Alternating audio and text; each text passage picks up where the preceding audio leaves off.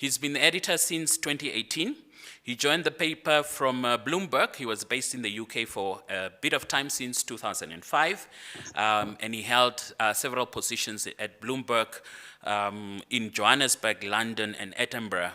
Obviously, he holds qualifications in journalism from Rhodes University in South Africa, but he also did a Master of Science in International Development Studies at the University of Bath in the United Kingdom. We are delighted to welcome you, Mr. Lukanyo. A very good morning to you, and welcome to this workshop. Our participants welcome you as well. Thank you so much, and thank you for the honor to invite me to this, to speak to your practitioners, and also thank you for having me, and good morning to the Deputy Governor, and it's my honor and a privilege to be speaking here to you, and thank you for that presentation. You sort of covered what I was actually supposed to say at the beginning in terms of introduction to myself, so introducing myself. So you sort of basically done that for me.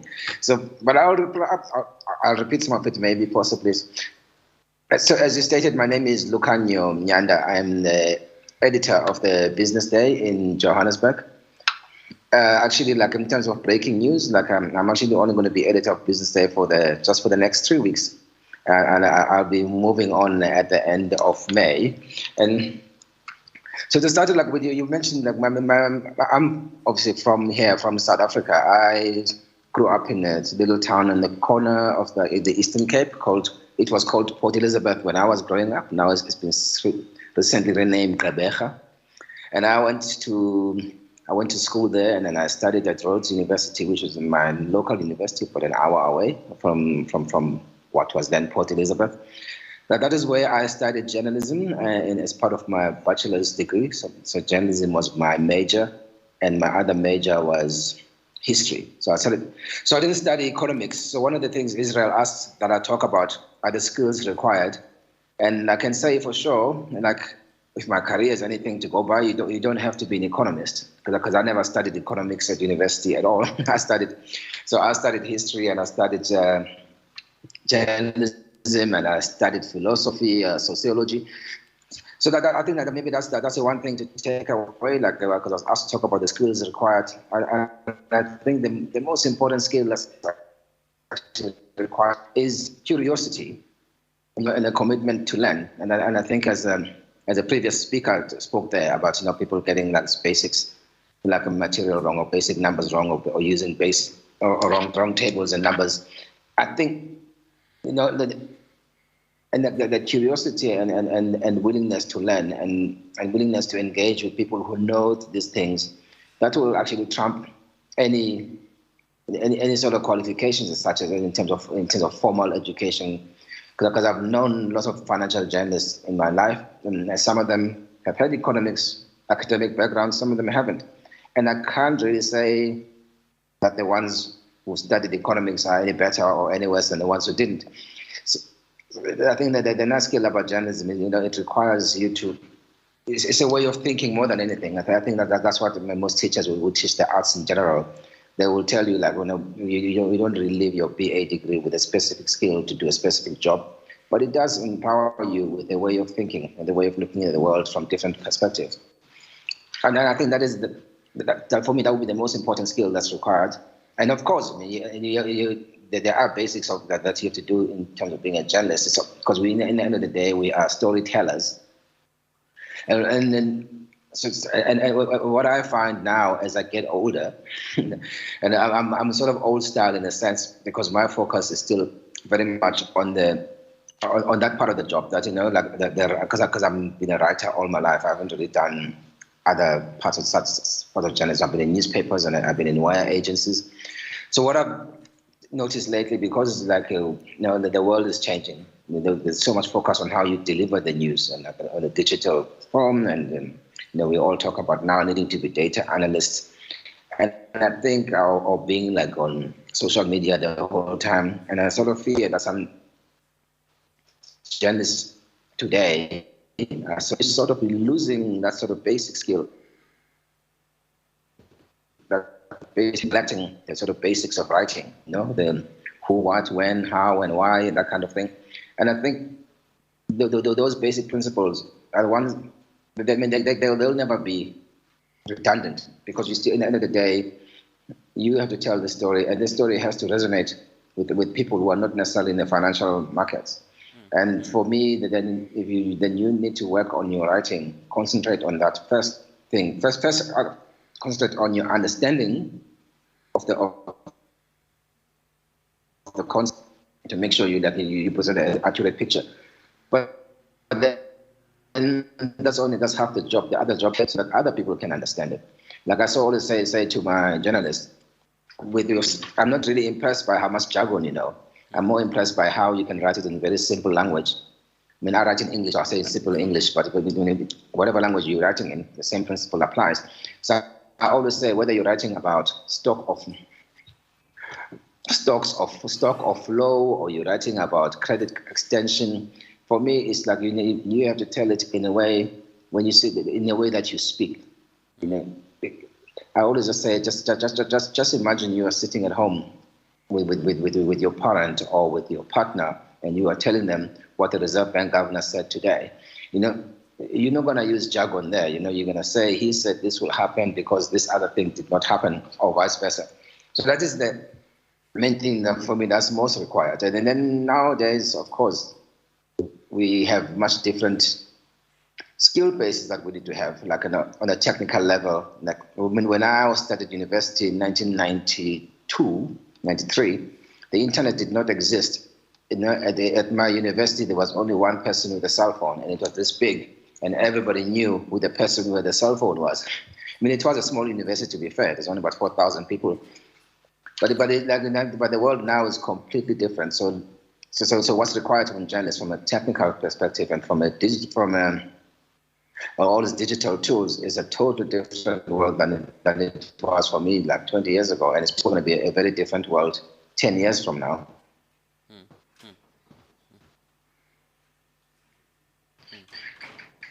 So we're in the world and changes in technology around us. But I don't want to make a long speech, because I want us to just to be interactive. But I think the one thing, like, I mean, I've been covering financial journalism. I've been doing financial journalism since my mid-90s. And most of my time I've spent covering central banks and financial markets. Nothing excites me more than bond markets, which doesn't make for a very good social life, because nobody ever wants to talk about what you do. Because when you ask them, people ask you, what do you do in a dinner party, and you say, I write about bonds, they tend to change the subject. Even though that's sort of changed slightly with the financial crisis that we've had recently. And it's probably the same today. I mean, I was noticing how, you know, central bankers have also almost become the rock stars of today, because today everybody's talking about inflation. You know, inflation used to be one of those things that get discussed in the corner there among specialists.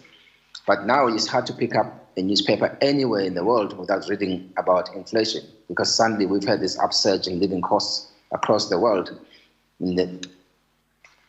I don't know how many of you follow the political economy, but if you've read in the last month, you would have read that there was a change of government in Pakistan, and a lot of the analysis is focused on how this unhappiness with the government of Prime Minister Khan was caused directly by inflation, directly by people who are struggling to deal with the increasing cost of living.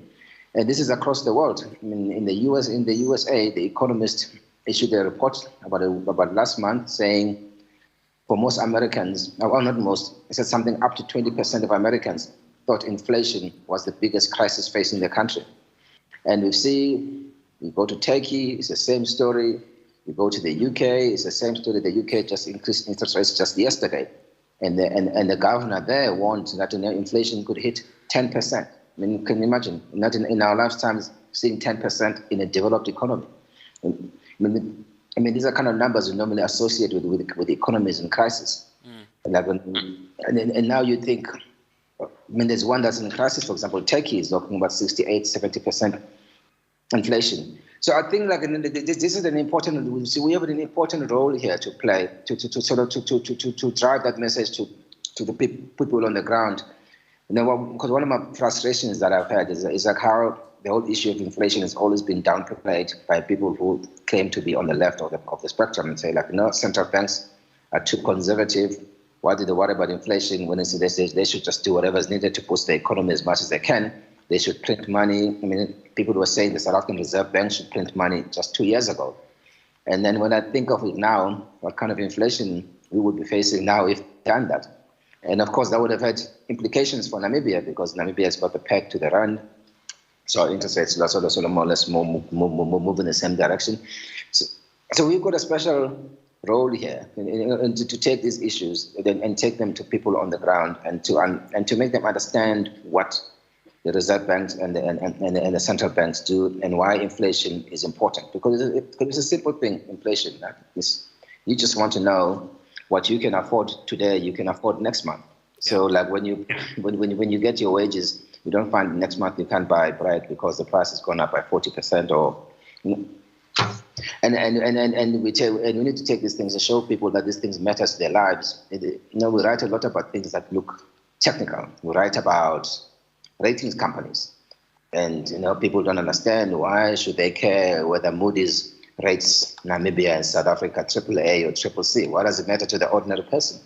But you explain to them and they say like it matters because if Namibia is rated like CCC as opposed to BBB or AAA, it means Namibia has to borrow money much more expensively in the markets.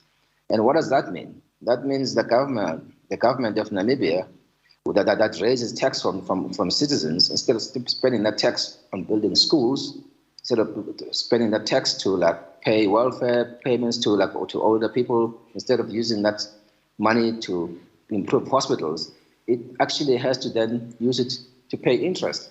No one knows that. Therefore, if the government is reckless and you allow inflation to go, or the government and the central bank, because also fiscal policy plays a role. If you allow inflation to go out of control, all it means you're actually you're making the poorest people in your country much poorer, because the money that they make can't go any further, and also that also means government does not have the resources to provide the services that people need.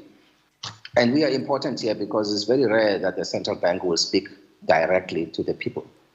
So even though which is quite a strange thing, because in terms of the policy transmission of policy, communication is one of the most important tools. But on the other hand, the central bank rarely speaks directly to the people. They do sometimes when they have to go to parliament and give an account to politicians. But by and large, central banks do not talk directly to the people. They talk to the people through the media.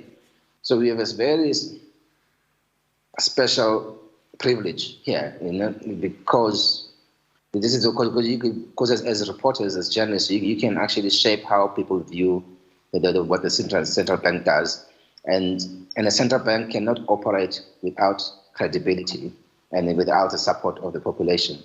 So it's a big responsibility, and it needs to be taken with care. And that hence, I endorse the previous speaker's appeal for diligence in getting yourself informed and making sure you know the issues as much as possible.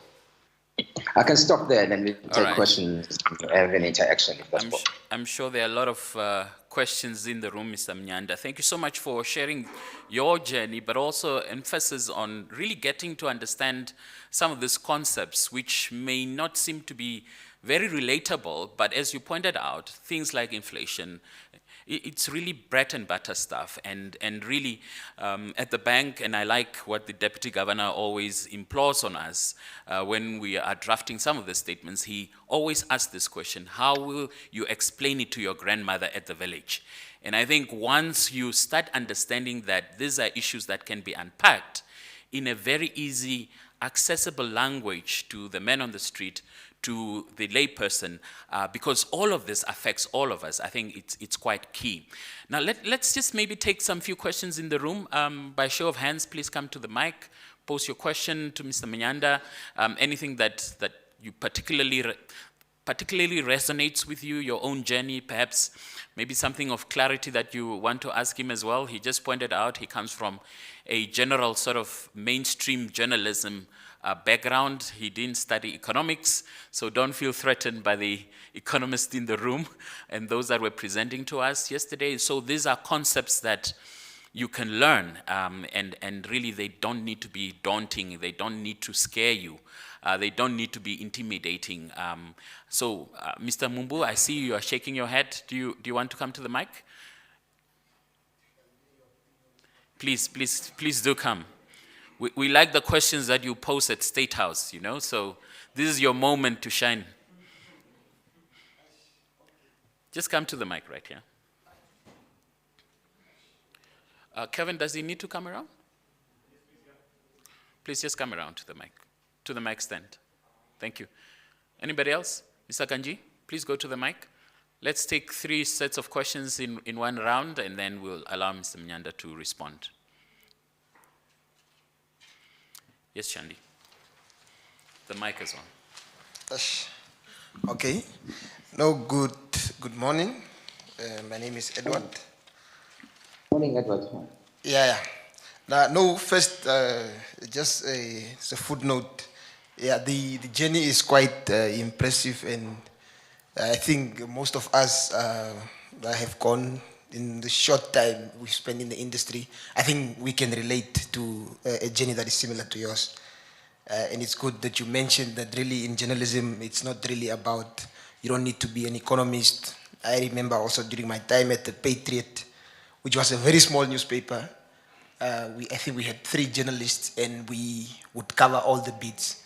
You would do sports, the business reporting, and it helps a lot to actually do all these bits. You don't need to actually, as a journalist, you can actually write everything and about everything. Yeah, of course, but then as you grow, you do specialize.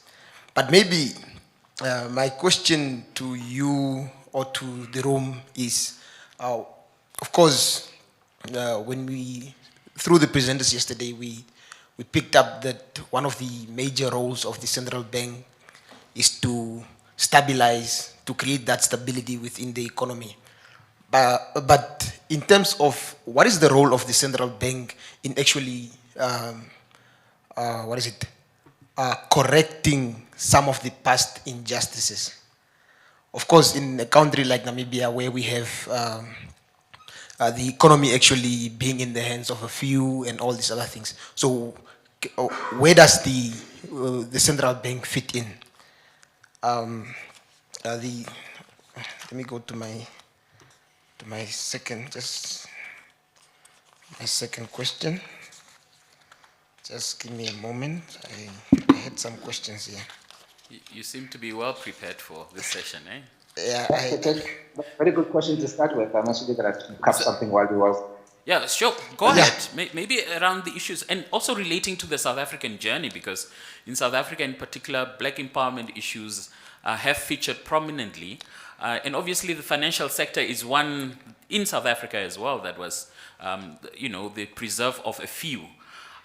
Do regulators and supervisors such as this Reserve Bank have a role to play, or should that be left to other agents and other institutions within the government architecture in South Africa to try and respond to that and resolve?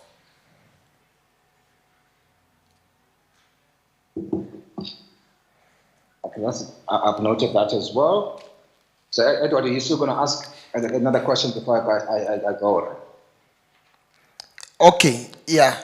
As I was reading up on the central banks and some of the challenges they face, one of the, in terms of the policy directions and all that, I mean, one of the threats is climate change. I picked up through some, maybe our central bank, how prepared are we? Of course, you've seen what drought does and how it destabilized our economy for almost 10 years. Of course, we've got good rains now. So how big a challenge is climate change, especially in the policy direction of the central bank? I think those 2 for now. Thank you so much for thank you. Those insightful and incisive inputs, Edward. Mr. Kanji. Edward. Mr. Mnyanda, you want to respond to Edward and then we move on to the next speaker? We can do either way. I can respond to Edward and then go to somebody else, or No, I think you can go ahead and respond to this before we lose him. Maybe he has a follow-up. Yeah. Okay. Let me respond to Edward. Then it might be easier. Then I don't give a long speech. Okay, Edward. Thank you for that. Very good questions. All of them. And interesting. Like you asked about the role of the central bank in terms of correcting some of the past injustices. While you were doing that, I thought, let me look up something. I think I know it by heart, but I thought let me just make sure. As we know, central banks have a particular mandate. For example, the South African Central Bank has a mandate that's set out in the Constitution. And I'm going to just read it from the South African Bank's website, the Reserve Bank. It says the primary mandate of the South African Reserve Bank is to protect the value of the currency in the interest of balanced and sustainable economic growth. And in addition to this, the SARB has a statutory mandate to enhance and protect financial stability in South Africa. So at the face of it, it's a very narrow mandate. So you could make the argument that the central bank does not have a role in these things, but that would be quite a short-sighted way to look at it. But it's not. But it cannot be a direct involvement. For example, you mentioned the Black economic empowerment. For example, the Reserve Bank is not going to get involved in facilitating Black economic empowerment deals, for example. But that would be inappropriate in terms of its mandate, because its mandate is very clear: is to protect the value of the rand in the interest of balanced and sustainable economic growth. So the Reserve Bank, for example, it could argue that is these injustices that we all know about, that need to be addressed. They cannot be addressed in a context of a collapsing economy. And I think if you look at our neighbor Zimbabwe, for example, or our mutual neighbor, the chaos of the late 90s and the economic depression that followed. You could so you could argue and we can go back to the policies that are followed by the central bank there and the government, because the central bank elected a certain amount is definitely the kind of independence that we have with our central banks. So I would say it does have a role, but it's a very indirect role, and it's an indirect role that is mandated in terms of the Constitution. Because the central bank, they has to be careful, because you don't want politicians interfering with your central bank. So then as the governor here normally says, the central bank must also stay in its lane. So it cannot be directly involved in these issues, but it can support them by ensuring, like I said, ensuring the stability of the economy, because that's central role of it, inflation, keeping prices stable. People underestimate the value of doing that, but the value of doing that, it means you and I and businesses out there can plan in advance.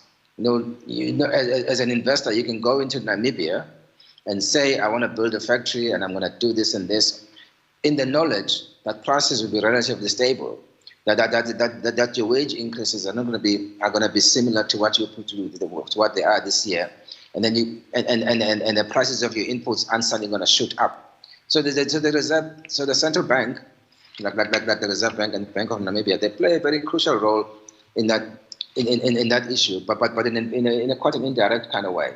And you also mentioned the climate change.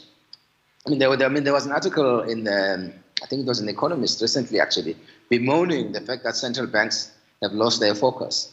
Instead of going with their traditional mandate, which is keep prices low and stable and predictable, now they're going to other things like climate change and this and then. And then there was a question of whether or not this detracts from what they actually need to do. Personally, I don't think there is a conflict there. As I was reading what the central bank's role is, it talks to this. It says it is a statutory mandate to enhance and protect the financial stability in South Africa. Part of that it does is by regulating the financial services sector, to making sure the banks and the insurance companies are run properly and that they are stable, because these are systemically important institutions. If you have your banks collapse, then the whole system just doesn't work. So, so it has to look. So climate change is a risk to business, it's a risk to humanity, but it's also a risk to the financial sector, because if your financial sector, for example, is overexposed to fossil fuels that are going to be redundant in a few years. Suddenly, if your pension fund has invested however many billions and billions into Eskom and Eskom's coal mines, and then at some point Eskom coal mines are closed, and then you got that investment, and you're suddenly not making any, you won't making any return from it, you're making massive losses.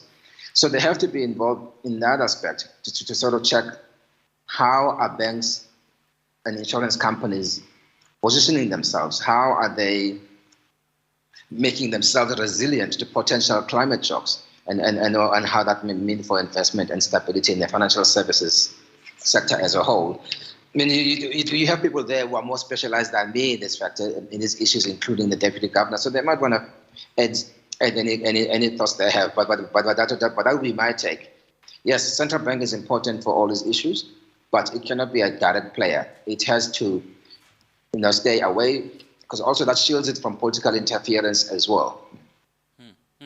And I'm sure there are also other tools within the central banking toolkit, such as moral suasion and in the background, as you're pointing out. No, completely. That's why it's important for them to be talking about these things. But I know some central banks are quite reluctant. I mean, for example, when I was working in the UK, the Bank of England under Mark Carney was quite vocal about climate change. And Mark Carney now, because no longer the governor, he's moved on to work related to that. And then some others feel like they should just do their own job. They should do their job, which is like financial stability, and looking at inflation, and let other players in the market, in the economy, look at those other things. All right. But on the other hand, you can't really separate them completely, because if your banks and your insurance companies are overexposed, like I said, I made an example to fossil fuels. I mean, that is a clear risk to the stability of the financial sector. Excellent. Let's get back into the room, Mr. Kanji. Let's also try and keep the topics related to what we have learned over the past 2 days, but also importantly linking it to the journey of economic and financial journalism. Yes, thank you very much, Mr. Lukanyo, for that brilliant presentation, and to Brian as well. I just have 2-3 questions. I think the first is on the aspect. Sorry, before you start, can I just get your name, please?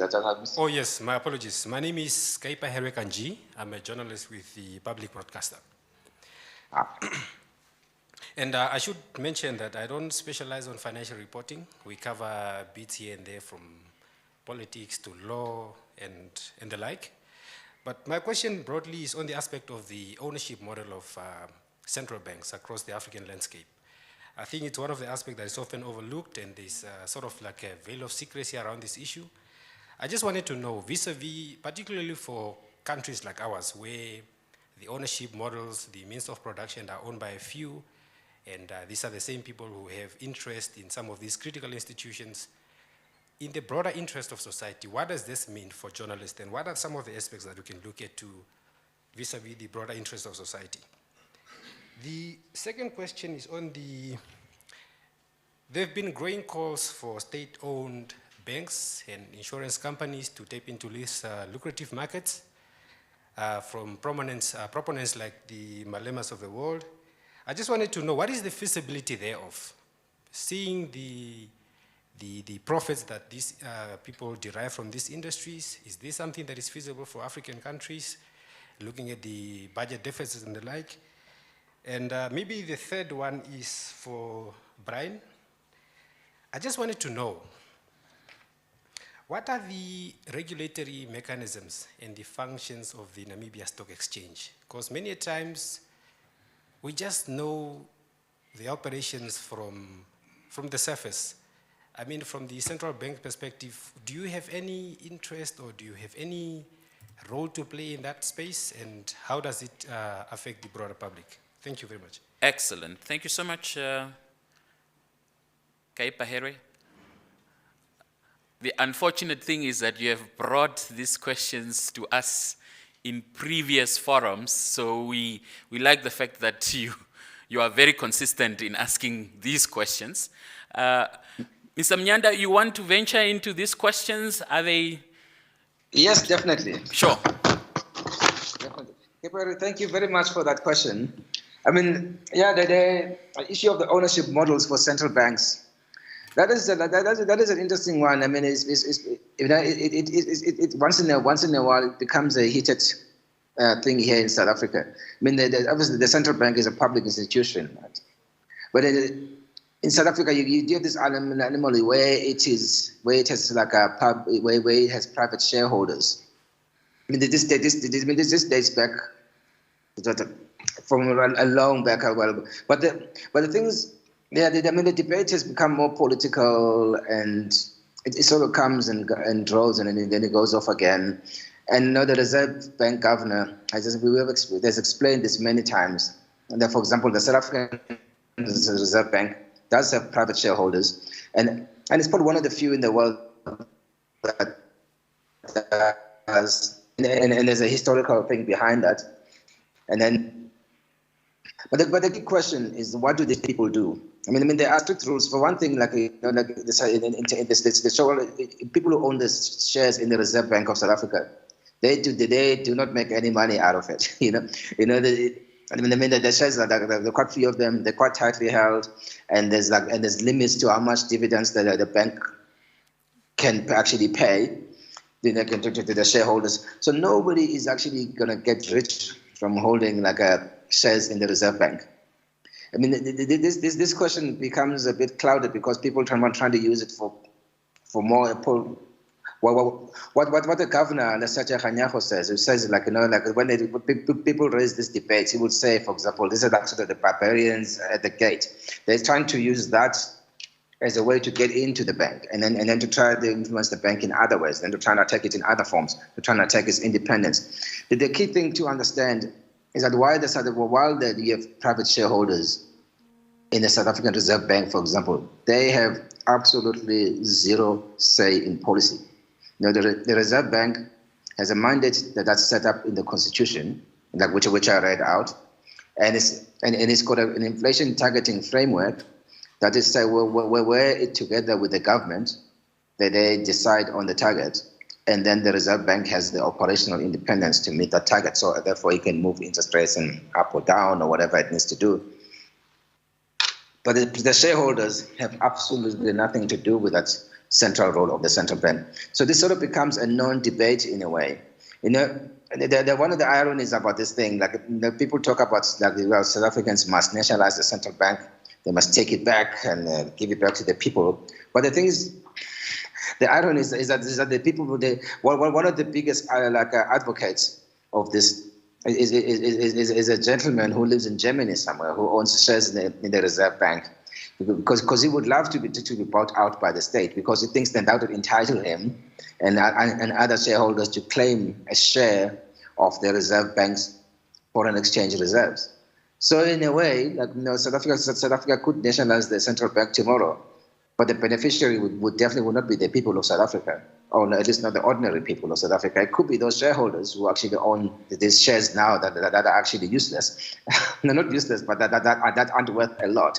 But legally, potentially, they could be worth a lot more if the Reserve Bank or the government bought them out and said, look, I'm taking your shares, basically, i.e. I'm nationalizing your shares. And then they might turn around and say, okay, that's fine. The Reserve Bank has got $50 billion of reserves or whatever it is. Can I please have some of that? So this could. So we must be careful about this. I think that's one of the. I suppose it's to what I was saying earlier. The need for us as journalists to understand these issues a bit deeper than that, because it's easy for people to throw slogans like that, and it will be easy for us just to repeat them uncritically without thinking what this might actually mean in practical terms. hope I managed to answer that bit. But the things I can't answer like in terms of like a ownership of model as such as a model, because I must admit I don't know much about many other central banks. I sort of know about my own, and I used to live in Europe, and I used to cover the European Central Bank and the Bank of England, which are not. I mean, as far as if I remember correctly, for example, they don't have. I mean, the Bank of England definitely does not have, and the European Central Bank, they don't have private shareholders. So the South African bank having private shareholders is definitely not a normal thing, but it's a historical thing, and it's there. And for me, I don't see the value of meddling with it, because if I mean, because we're not talking here about expropriation without compensation. So even if it wasn't that expensive, because some people will say, oh, but it doesn't matter. Like the governor, Lukanyo, is like a scaremongering. It won't cost 100 billion. But my argument would be, even if it was only going to cost 20 rands, why do it? Because that 20 rands, then you won't be using to build a school or to feed a child at school. So it just would not seem to be the most appropriate way to use like public resources when we're in a country facing all these challenges that we have. I think Edward spoke about the past injustices. You know, we need to have money for address imbalances in education, imbalances in land ownership, imbalances in health provision. So if we then going to take money and use it to buy shares in the central bank and make somebody in Germany very rich or even richer instead of like feeding our own people, it sounds very much counterproductive. So we must be careful of the slogans. As journalists, we need to like engage with the people who make them, but also we need to know the background, so then we can challenge them as well. And that's another issue about state banks. I mean, this also comes up once in a while, and it's one of the things that our former finance minister will speak about. And then the thing is, also like there as well, we need to understand how banks work. What is the role of the banks? I mean, the banks, they allocate capital, right? And then to businesses and to individuals, so you can borrow, for a mortgage, or you can borrow to set up a business. And then you can ask yourself, what would the state bank do that the private sector isn't doing? Is this capital being allocated efficiently? And then in a country like South Africa, also remember, there's no such thing as free money. You have to understand how the model of a bank works. Right? Because the bank has to source that funding to start with, either from deposits or from borrowing itself, and then it passes on, and then it makes a margin on that. So then you have to ask yourself, if you're going to start a new bank, how much capital do you need? And based on the resources that you would need to do that, and then you ask yourself, would it do anything that is not done by the current banks? More efficiently, cheaper, necessarily? But you might find that the answers to these questions are not as clear-cut as some people make it sound. And then on the other hand, and then in South Africa, of course, we know we have this issue as well with our state-owned enterprises, which are basically all in state of collapse, whether you name them. I can name the ones that work because those are fewer, and that would be maybe the Reserve Bank. That the Reserve Bank definitely works, and then it's hard to think of many. So then, if you ask yourself, does it look like the kind of country that should be starting up another another state-owned company from scratch? Yeah. And especially since you can't see what it would do differently or better than the others that are already there. And that does not mean that the banks are perfect. There's definitely the risk averse, and they tend to not to be as open-minded as they can be, because they know that they developed in a certain time in history where they were serving only one part of the population. So it's obviously easier to raise finance from the bank if you are white and you come from Sandton than if you are black and you come from Alexandra. Those issues, those imbalances are there. That's not to say they are not there. But the question is forming new state-owned enterprises and new banks the best way to deal with that inefficiency. Because in some ways, you can also argue that the markets can fix these things sometimes.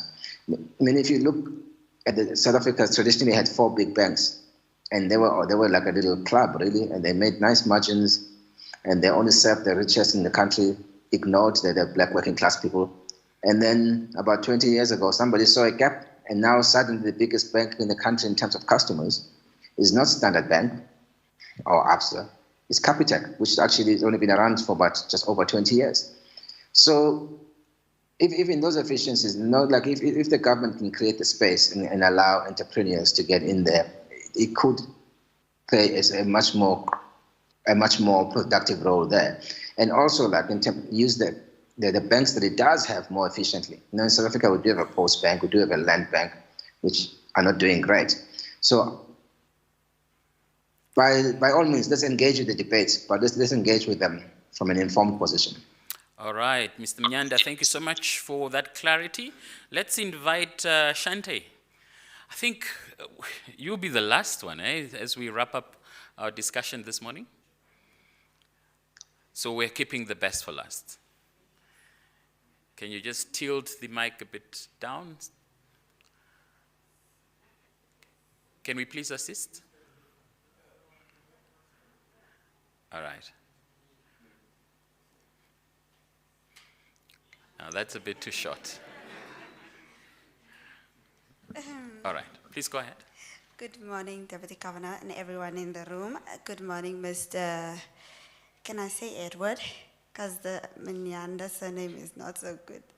And you got it spot on. Perfect. Yes, I am Shante Mali, business reporter from the Namibian newspaper. For me, it was just enticing and very interesting to see that the Business Day newspaper is actually an actual thing. I just heard of it, but I never looked into it extremely. But I just wanted to ask, what is the challenges you face, Mr. Edward, as a business reporter and financial reporter when it comes to reporting on the central bank? Because looking at yesterday and today, there's so much that that it entails, so much department that it is made of, and like Mr. Brian said, there come so many interpretations in the long run as reporters. So what are the challenges you have faced, and could you just tell us, as a journalist, how you maneuvered through this? Because I think when it comes to financial and business reporting, we are required to have so much accuracy and clarity on that. Yeah, that's the only question I have. I think really it brings all of this together. And thank you so much for that very incisive contribution, Shante. I think we really wanted to bring it home to what this workshop is all about, and I think this question delivers that on all fronts. Mr. Mnyanda, you have worked in South Africa, you have worked in Europe.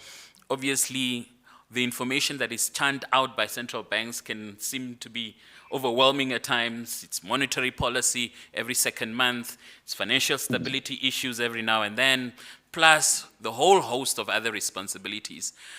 So how do you maneuver that? What are the sort of, maybe some few suggestions and advice for the journalist in the room? Over to you.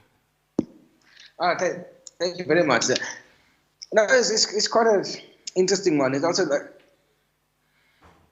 like in some ways, like, as journalists, we're sort of also accused of being quite superficial in our interest in, say, in the central bank.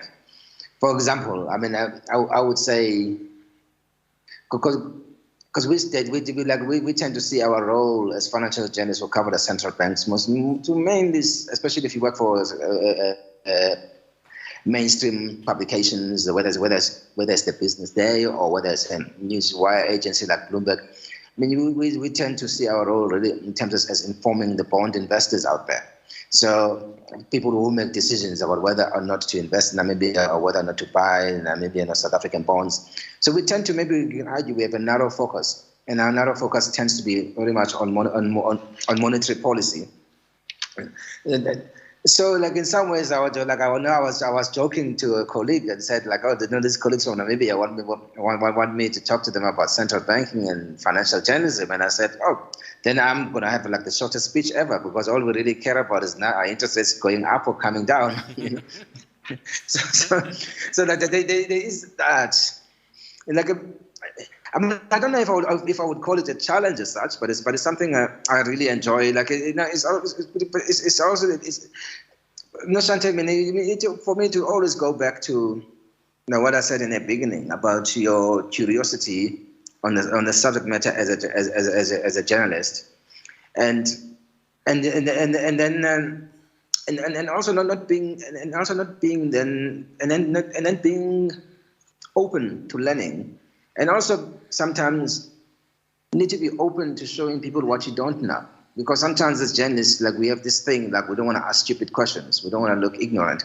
I think that can be always be somebody's downfall, because then you go and write something that makes you look ignorant, whereas you could have actually avoided that by asking. But what I found in my interaction, like I said, like I didn't really have journalism. I mean, I didn't have economic background when I started like writing about inflation in the Reserve Bank. And I got a lot of that just merely from talking to people. I mean, people at the Reserve Bank were quite open to speak off the record, to explain concepts. I'm pretty sure people in the Bank of Namibia are the same. And I spent a long time talking to economists out there in the private sector, in the private banks. And one thing I've noticed after being away, I come back and I find young journalists, and they're writing stories about inflation and this. And then I said, look, who did you speak to for commentary? And then I got shocked to realize I actually didn't speak to anybody. They just read these reports, and they send they send WhatsApp notes, and they get WhatsApp notes. And then I just say, but you can't learn like that. I mean, you only learn that by interacting with people. Talking to these economists, but not just talking to them when you want a quote, because the governor has said something today, or what do you think of this? Sometimes you just phone them and ask. I mean, I used to phone like an economist down the road here at Rand Merchant Bank, he's retired now, Mr. Rudolf Kroos. He used to be the chief economist at the Rand Merchant Bank. And then I would just pick up the phone and say, Rudolf, you know what, I don't understand what balance of payments is. Can you explain it to me? And then he would say, just come over. Then I'd go and sit in the canteen. I know we have coffee, and then he'd explain these things for me. So that is for me the thing, curiosity, being willing to learn, and being able to take advantage of the people around you. There are a lot of people with a lot of skills, either like in your newspaper or at the central bank or at the private banks. Take advantage of that brain power. I mean, and that's where you learn from. You learn from people that you interact with. So something like you said in terms of challenges, I don't really. It's hard for me to talk about challenges as such, because I suppose in some ways my job is made easy by the fact that you can access all these people, and nowadays you can access their research as well. So it's really like most of the time it's about you as a reporter and finding the time really and the passion to learn, because nothing trumps that. Like I'll repeat myself many times over and over on that score. And the issues in the bank, they cover quite a lot of things. There's we talk monetary policy. That's what we focus on mostly, because that's what moves the rand for us. Today, the lead story on South Africa on my newspaper today is about the rand falling about 4% yesterday due to the events happening in the US, and we feel that's true. But what it means because our monetary policy committee is meeting in 2 weeks' time, so we tend to see everything through that narrow. And so you can argue. And then sometimes there'll be other stories of financial stability issues if there's an issue with a bank, even though our banking system is quite stable. So that story is never that exciting. We haven't had many bank collapses in South Africa. There's a current controversy about the curatorship of a company that sort of runs the sort of pension businesses. But in a way, we've got a nice problem that is actually quite boring in that sense, because our banks are quite stable. I mean, and they're quite well regulated. So we rarely have to get to that deep level of financial stability issues. We did with COVID, when the economy closed down, and suddenly people were wondering whether the banks were going to be hit with massive defaults.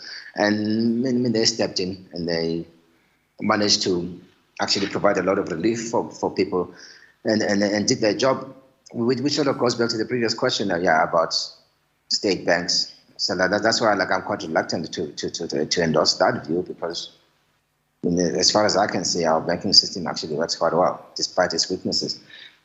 I don't know if I'm answering that question properly, because it was a bit of a general question, I must say. It's very useful. Shante is nodding. She's very happy with that response.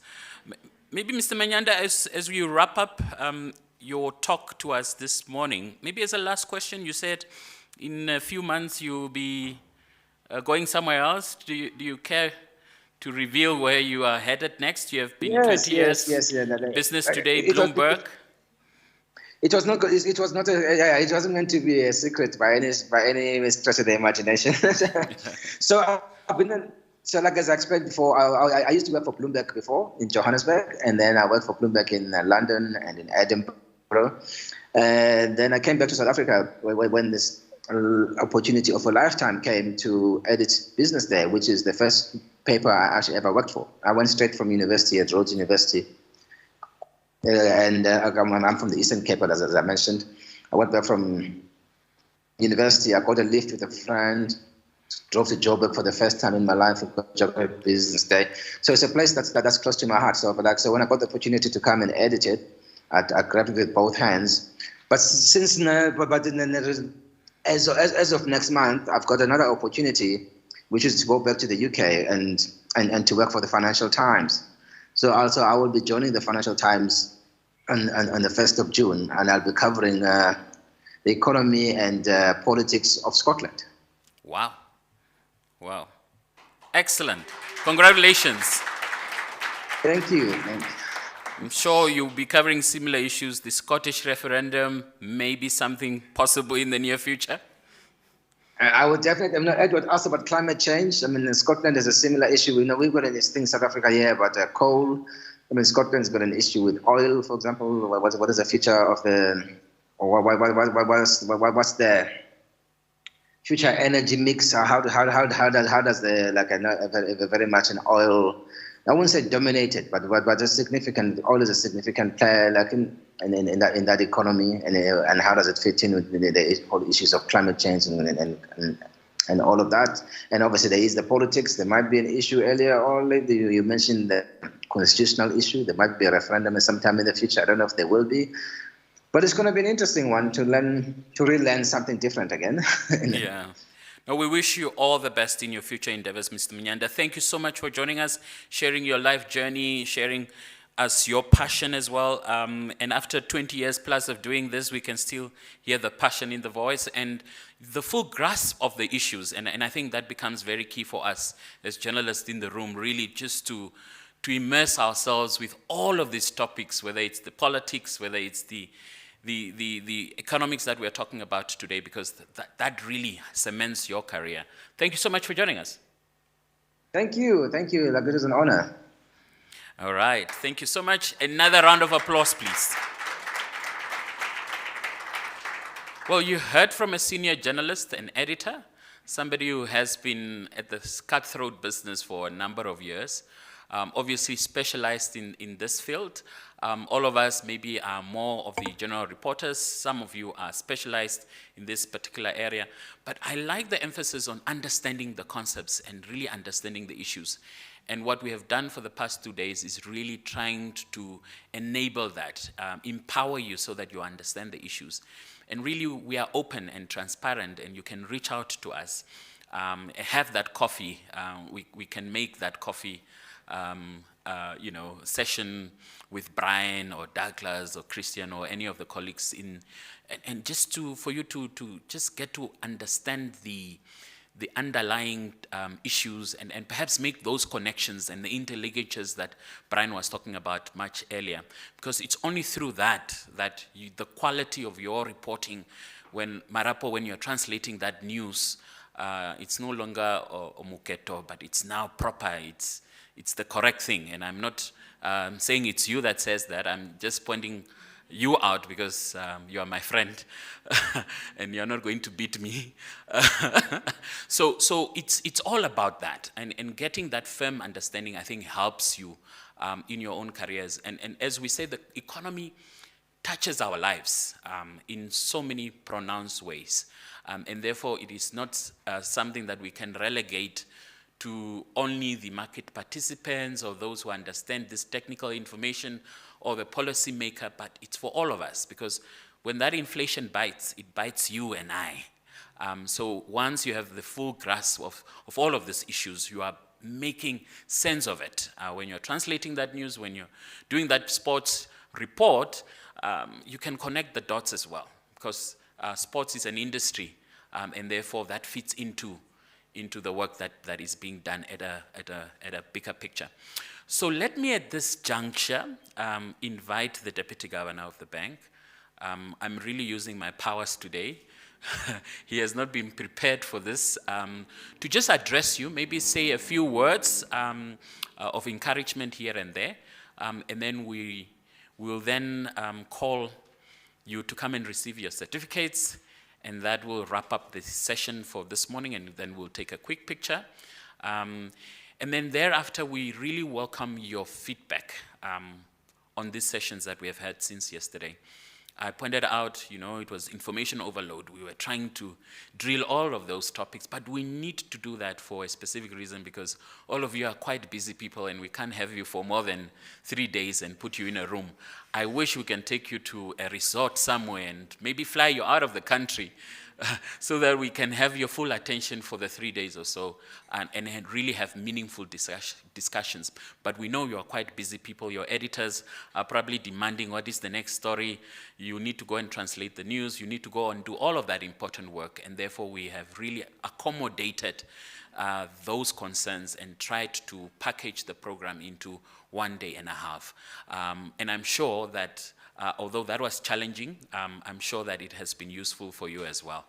Let me now invite Delilah to present to us this very important certificate. I told you, Namibian employers, when they look at your CV, they would want to know, have you had an engagement with this prestigious institution called the Bank of Namibia? And when you show them that you have attended this course, surely your prospects will also be improved. But that's not the only consideration why this is done. We do this simply because we also believe in your own development. And I'm sure that this token, this certificate that we're handing over, will demonstrate that you are really improving yourself, but at the same time improving your chances as well in the job market, and perhaps as your own entrepreneur, because some of you can be your own freelancers. And some of you, as we were talking yesterday, would want to come into corporate Namibia as well. And probably if you have a firm understanding of the economy and some of these institutions that play a role within the economy, really, the sky is the limit, as we always say. So let me start. Let me just get our banner in the background here. If we can just be assisted, please. And then I'll call your name, and then the Deputy Governor will hand over this certificate to you. Michael Madiba.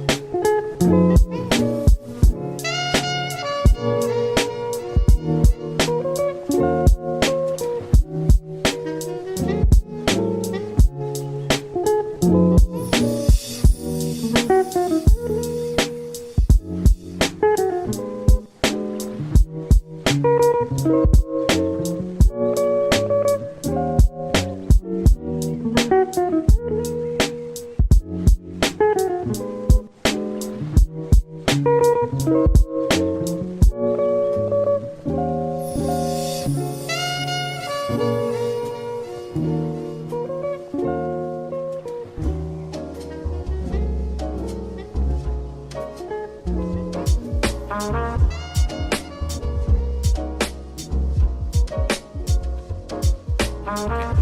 that just joined us today, please present your names to us. We didn't prepare your certificates because we did not think that you are going to make it today. Nevertheless, please submit your name. What we'll do from now is that we'll make available all of the presentations from yesterday's event and also the recording from Mr. Mnyanda's talk to us this morning is available to you on Facebook as well, because we live streamed it, but we can make that available to you, and so that you can read this information and digest this information in your own, or at your own leisure, meaning your own free time. So with that then, let's thank you so much. We were going to have a talk with Toivo Jembela, the editor of the Namibia Sun. Unfortunately, he called us, telling us he has a very important interview because he's also a celebrity these days. You see him interviewing the movers and shakers. So there was a session that he needed to do this morning as well. That's why he couldn't join us. With those apologies, let me thank you ever so much for participating in the 2022 media workshop of the bank. We look forward to, again, your evaluation of this event so that we can improve it for the next cohort. With that, maybe if we can please just acknowledge two people in the room who have prepared this event and made it a resounding success. Delilah Salatiel, there she is. Please. And the team leader of this project and the person that you've been dealing with, Josephina Oscar. And from me then, until next time, goodbye. Thank you.